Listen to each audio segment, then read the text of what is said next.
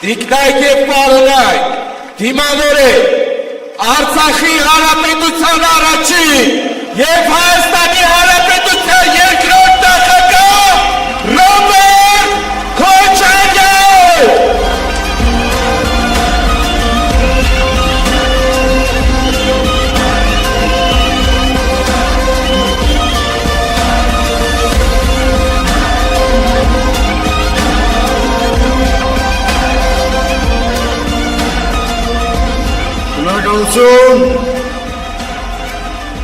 Շնորհակալություն։ Ես տեղում զգացի, որ այս միկրոֆոնները մի քիչ թույլ են, փորձում եմ շտկել։ Սիրելի հայրենակիցներ, առաջերտին պետք է շնորհակալություն հայտնեմ բոլոր ներկաններին, բոլոր նրանց, ովքեր նայում են այսօր այս հանդիպումը, բոլոր նրանց, ովքեր պայքարել են մեզ հետ այս տարիների ընթացքում, ձեր կամքի համար, ձեր պատրաստակամության համար, ձեր հայրենասիրության համար, նրա համար, որ դուք մտահոգված եք երկրի ապագայով,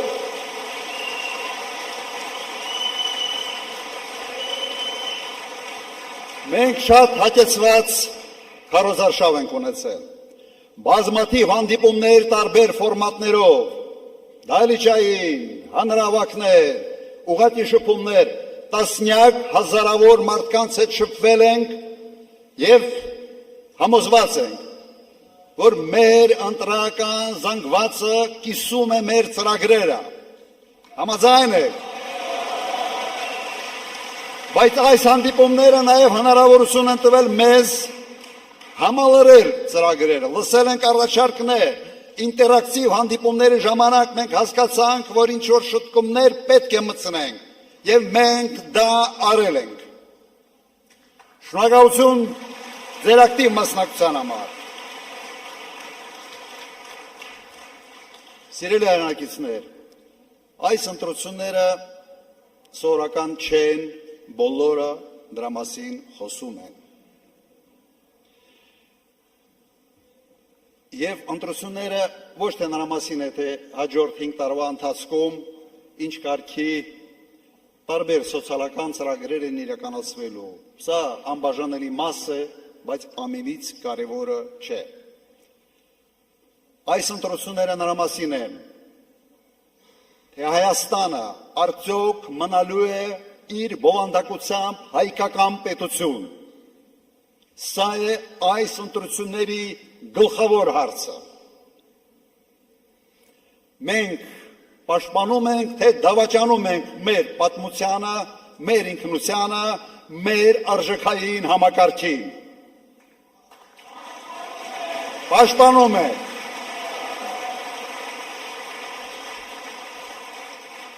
Այս ընտրությունները նրա մասին են, թե մենք պահպանում ենք մեր ինքնիշխանությունը,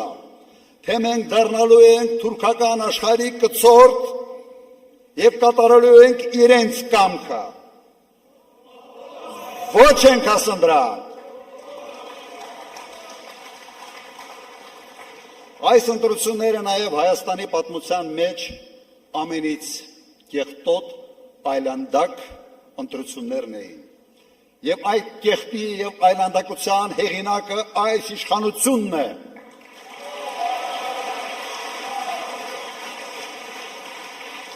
Իրենք թոնավորել են այս ընտրարշավը իրենց թույնով, կեղտոտ բերաններով, կեղտոտ բառապաշարով։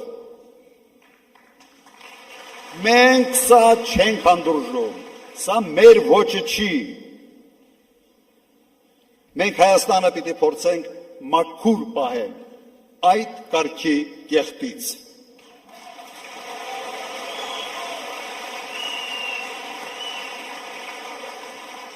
Ոչ մի ընտրություն Հայաստանի պատմության մեջ չի զուգորդվել այս քանակի ձերբակալություններով, կալանքներով, տարբեր կարգի ճնշումներով, ծեծով եւ այլ, եւ այս ամենի հեղինակը այս իշխանությունն է, որը եկել է ժողովրդարության կարգախոսներով, բայց դարել են ուղղակի բռնապետական ոչ ունեցող իշխանություն։ Եվ այդ ամենիչով նույնիսկ հարցականի տակ են դնում արդյունքների լեգիտիմությունը։ Յուրաքանչյուր ընտրություն, սիրելի հայրենակիցներ, դա առաջի հերթին հաշվետվություն է կատարած աշխատանքների համար եւ նոր ծրագրերի ներկայացում, ապագայի համար։ Քանի որ այս իշխանությունը տապալել է ամեն ինչ, հաշվետու լինել չի կարող, որովհետեւ առարկա չկա հաշվետու լինելու համար, իրենք այս քարոզարշավը եւ այս ընտրությունը փորձել են վերացել հետեւյալի. Հայաստանի այս փոքր տարածքը դարձնել աշխարհաքաղաքական կենտրոնի բախման կետ, ինչը հեչ լավ տեղ չի եւ վտանգավոր տեղ է փոքր պետությունների համար։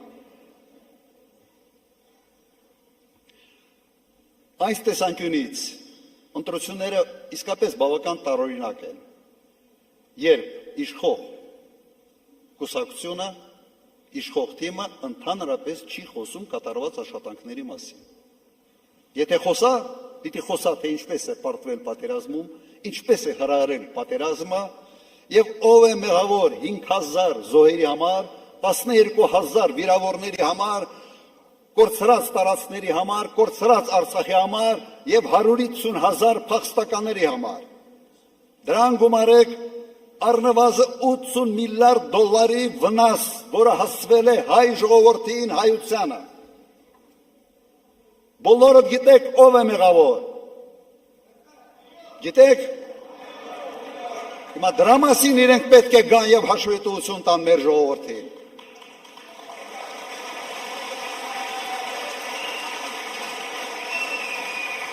Խոստացել են ժողովրդավարություն, բերել են բռնապետություն։ Խոստացել են կոռուպցիայի դեմ պայքար, գլխավորել են այդ կոռուպցիան։ Խոստացել են սոցիալական արդարություն,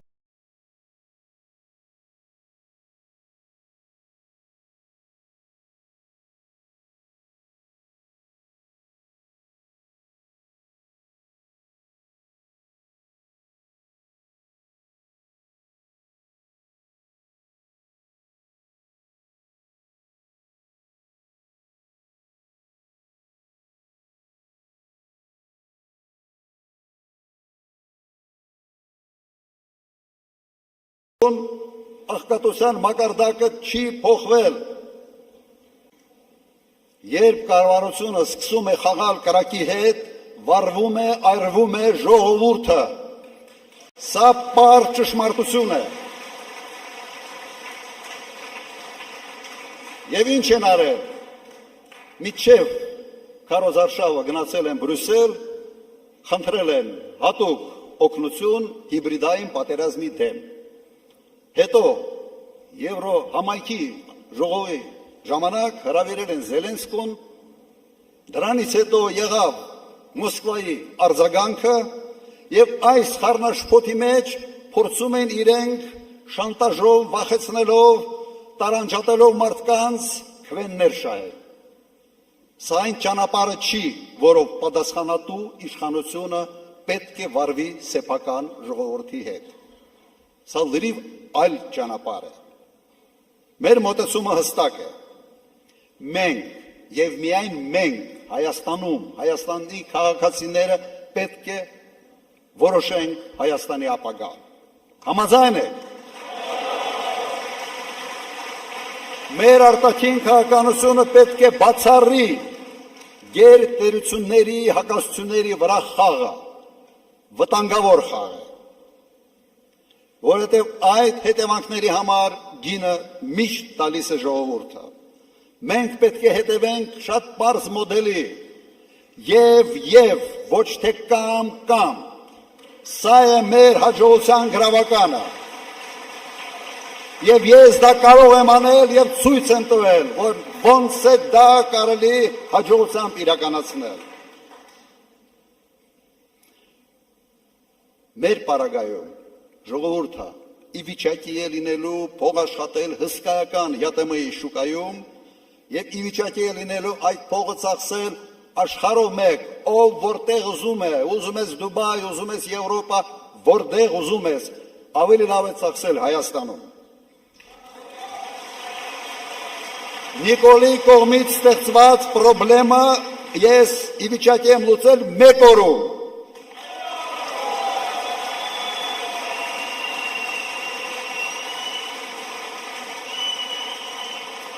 Այսպես կոչված բեզվիզը եւս ավելի շուտ կստանան, քան այս իշխանությունը։ Մի քանի խոսք մեր անվտանգության մասին։ Մեր անվտանգության մոդելը ունիվերսալ պարզ մոդել է։ Մարտունակ բանակ, ուժեղ առաջնորդ, հզոր դաշնակից։ Այս երկրագնդի վրա ուրիշ արդյունավետ մոդել ուղղակի չկա։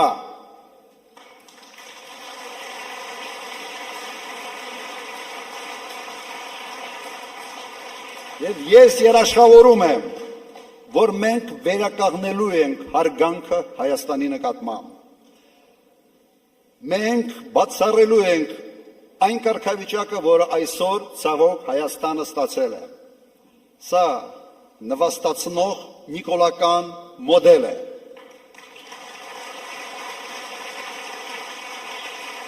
Սա հարևանների հետ հարաբերություններում, սա տեր ու ծառա հարաբերությունների մոդել է, որտեղ տերը Ալիևն է, ծառան Նիկոլն է։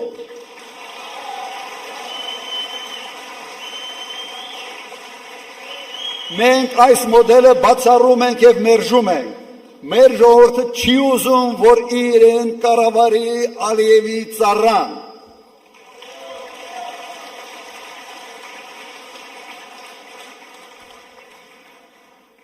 Այն մարդը, որը բերել է Արցախյան պատերազմ, կորուստ, սարսափելի հետևանքներով, իրավունք չունի նույնիսկ խաղաղություն բառը օգտագործել։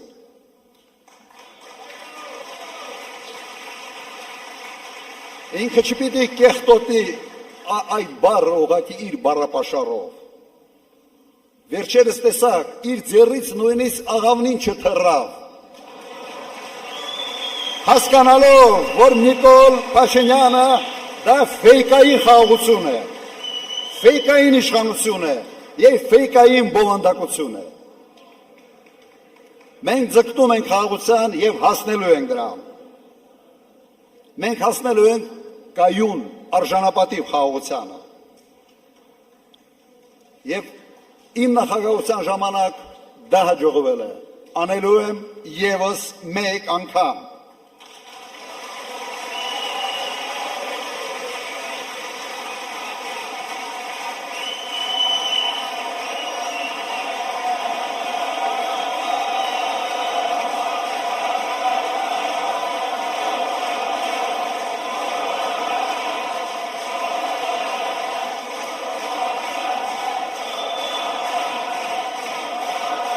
Խաղաղության պայմանագիրը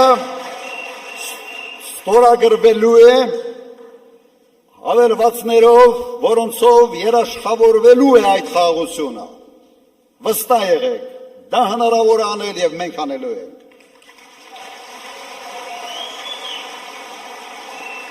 Մենք տեսնում ենք Հայաստանը որպես ժամանակակից արդյունաբերական երկիր։ Ամենից էֆեկտիվ երկիրն ենք տեսնում այս տարածաշրջանում, զարգացած գյուղատնտեսությամբ և ֆինանսական համակարգով։ Մենք նորից դառնալու ենք Հարավային Կովկասի ամենից գրավիչ երկիրը ներդրումների համար։ Մենք այդպիսինը եղել ենք և նորից դառնալու ենք։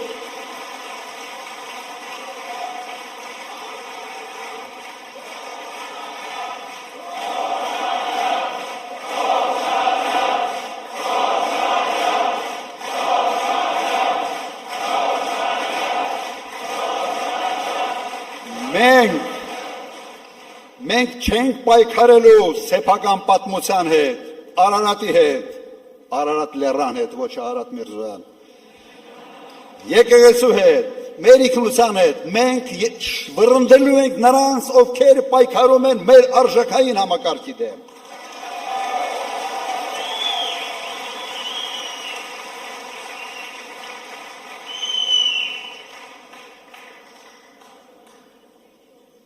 վստահաբար խոստանում եմ, որ մենք ունենալու ենք ամենից ուժեղ, ամենից կայուն, ամենից հետաքրքիր իր բովանդակությամբ երկիրը Հարավային Կովկասում եւ երկիր, որը հենված է լինելու ազգային արժեքային համակարգի վրա։ Երկիր, որտեղ քաղաքացին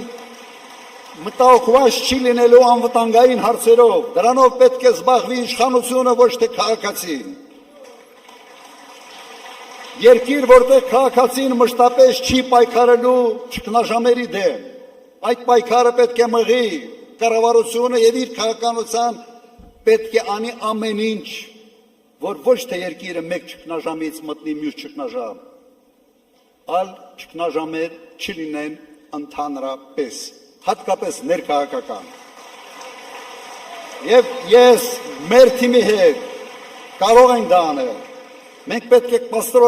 կառուցենք այնպիսի երկիր, որտեղ պետական ծառայողը ստիպված չլինելու կատարել ապօրինի հրահանգներ,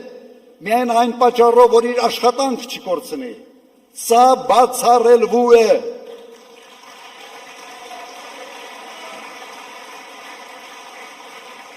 Ժողովուրդ ջան,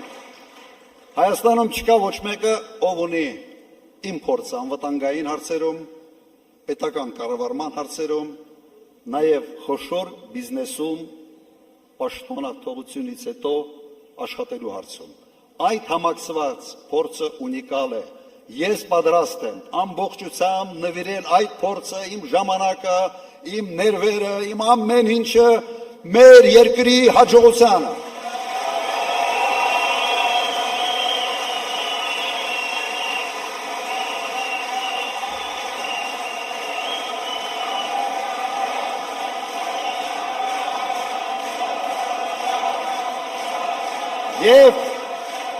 Եվ այդ փորձին գումարենք այն թիմը, որը մենք ունենք։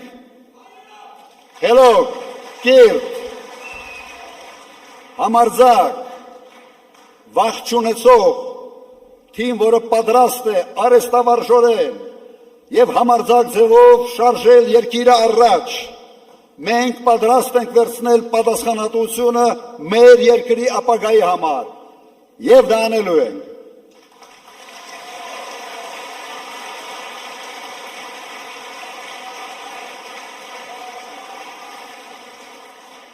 Եվ ինչ ենք ասում մենք,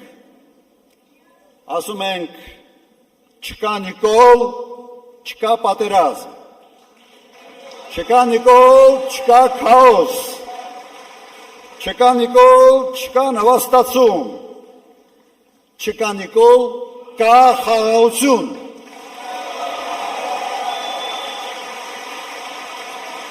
Ուրեմն,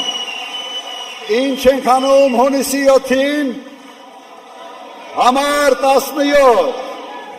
բոլորս միասին, հունիսի 7, համար 17, հունիսի 7, համար 17, հունիսի 7, համար 17, բրավո, ձեր ցավոտան, շնորհակալություն,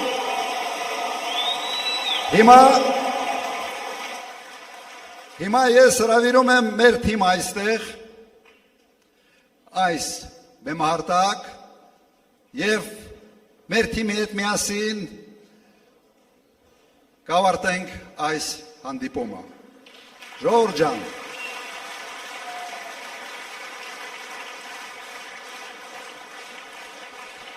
միջև թիմը գա այստեղ, մի բան պատմեմ, միջև թիմը հավաքվի այստեղ, մի բան պատմեմ, դա ես հիշում եմ իմ հերս էր ինձ պատմել, երբ ես մոտարապես 8-րդ, 9-րդ դասարանում էի։ Այն ժամանակ ինքը պատասխանատու էր Արցախում գյուղատնտեսության համար, պաշտոնյա էր, պատասխանատու էր եւ կոլխոզի ժողով էր, ընտրում էին կոլխոզի նախագահ։ Հիմա մի գրադիետ ագրոնոմի մասնագիտությամբ մեկին առաջարկել են գյուղացիները քննարկում են ընտրեն, չընտրեն, ինքը փորձում է ծրագրեր ներկայացնել եւ հայտնում է մեկը, որը ինքը իրեն տեխնացությունն է առաջարկում։ Այդ գյուղի ամենից անգրագետը։ Հին տարիներն էին կարդալ զորով գիտի, մի 2-3 դասարանի կրթություն ուներ։ Հիմա յուղով մեկ փորձում են այդ մարդու համոզել, ասեն, լսի, ստե կրթությունը պետք, ագրոնոմիա կա, պիտի հասկանաս եւ այլ, գլուխը չի մտնում։ Վերջում գիտեք իր ամենից մեծ համոզիչ արգումենտը որն է։ Ասում են, ինչա, վախենում եք Վիլիսից ընկնեմ։ Ուրեմն այդ մարդու պատկերացման մեջ կոլխոզի նախագահի գործը Վիլիսով ֆրֆռալն է։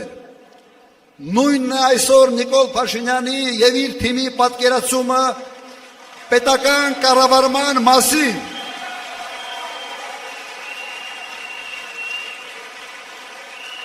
Չընկնելու համար են այն շարասյունը, որով պտտվում են 5 անգամ մեծացրել է։ Ձեր փողերի հաշվին, հարկատունների հաշվին։ Հիմա թիմը ինչի՞ չի գալիս։ Ես մի քիչ զբաղեցրեցի մեր թիմակիցներին։